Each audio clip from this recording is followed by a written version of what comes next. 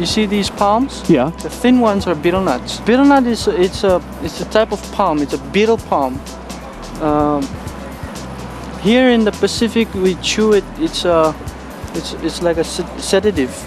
It's a sedative. So is it like nicotine? Well, you add tobacco, so there's the nicotine in there, and the tobacco being added gives you a buzz.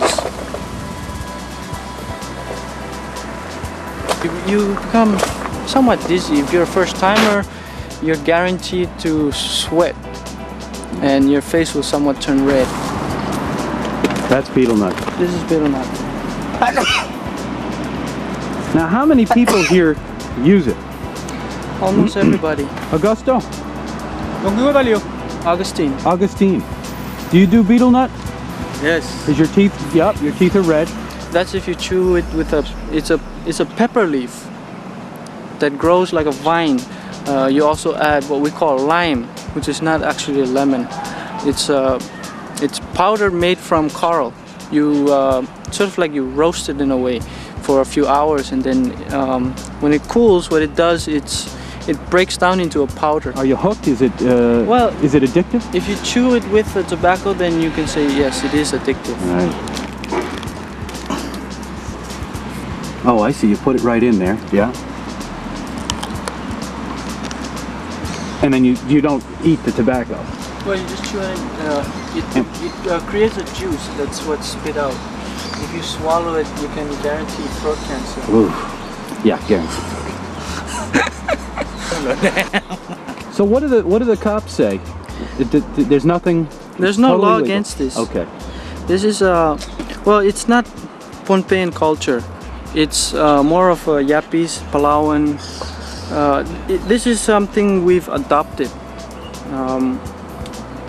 So we've make it our culture. Phonpei is looked at as the greenest island of all the Micronesian islands, perhaps Pacific.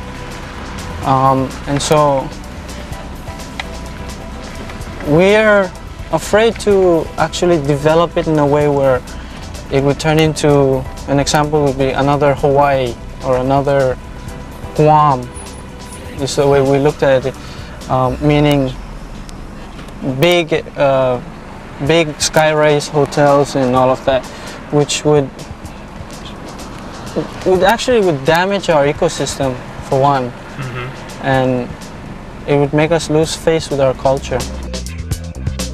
Starting with the Spanish, they were the first here. They came in and it almost created a war between Spain and Germany over who should have control and possession over these islands. And Spain's suggestion was to take their claim to the Pope at the time. And the Pope was Pope Leo XIII, if I'm not mistaken. And he decided in favor of Spain because of a papal decision that was made in the 1400s. And so he gave possession of the islands to Spain and gave Germany access in terms of trading to the ports. Spain came in and they instituted certain laws where it required locals to get involved with forced labor, and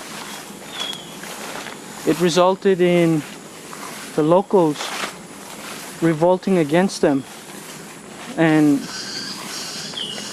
many Spanish administrative governors that were appointed here had been killed in the process. They turned it over to the Germans a year after they actually left these islands. When the Germans came in, they instituted another forced labor law on constructing a road around this island, Soques. And in the process, one of the German soldiers ended up beating on a local for refusing to work.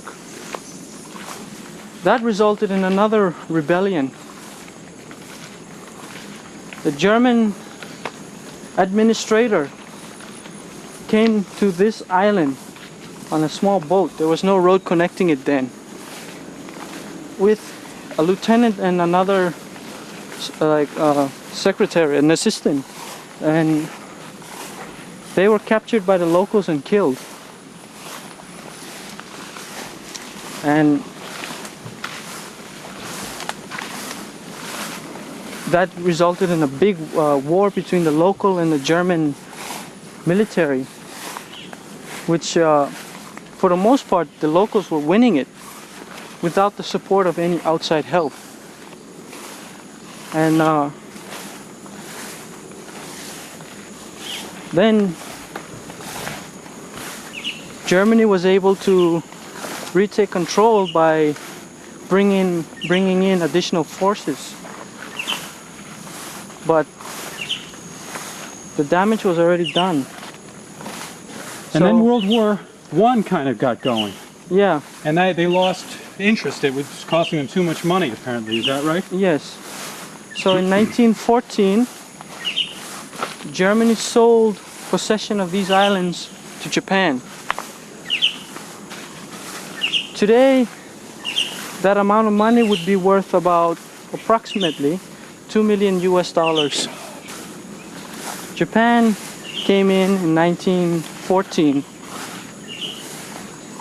and started administering their government, the imperial government. And that's where this road we're walking on came to be. Japanese did forced labor and had the locals manpower carry guns, cannons from the main island up this road all the way to the top of the mountain. On September 11, phonpei celebrate what is known as Liberation Day. This is because in 1945, on that same date, a Japanese admiral signed over a surrender of this island to the American forces, surrendering Phonpei. And so we celebrate this day in the form of fun games. Each state has its own Liberation Day, and ours is September 11.